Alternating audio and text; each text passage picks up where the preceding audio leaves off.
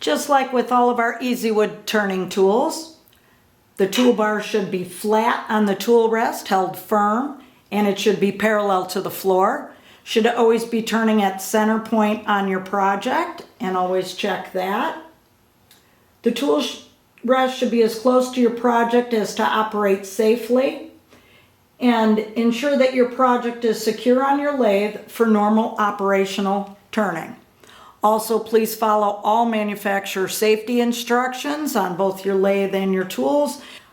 With these negative rake beading cutters, for optimal performance, you'll want to bring the speed of your lathe up to the highest speed that is safe for your project that you are turning. Determine where you would like to add your beads to your project. And again, these are negative rakes, so they are less aggressive. You'll want to slowly advance your cutter into your project. Don't force it in or plunge it in.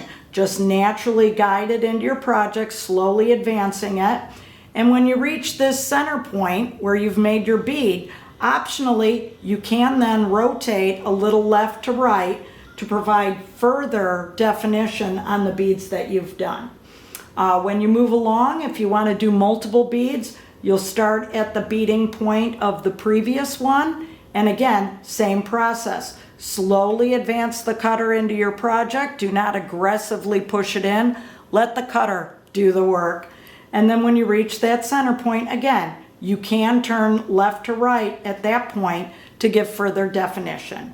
All right, I'm going to show you exactly, using all 4 of these, what beads you can make.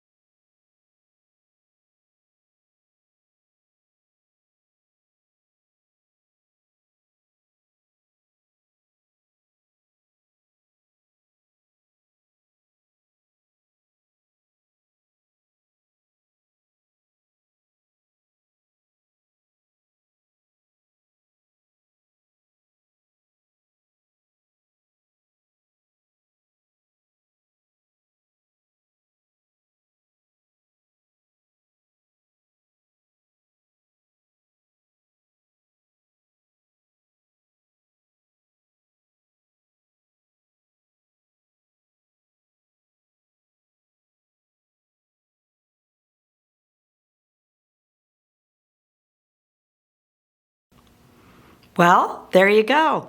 That sure was easy. Perfect semicircle beads in 4 different diameters. We have the 1/8 inch, the 3/16 inch, the 1/4 inch, and the 3/8 inch. All that's left for you to do, pick some of these up today and add your imagination. Enjoy, and thank you for watching.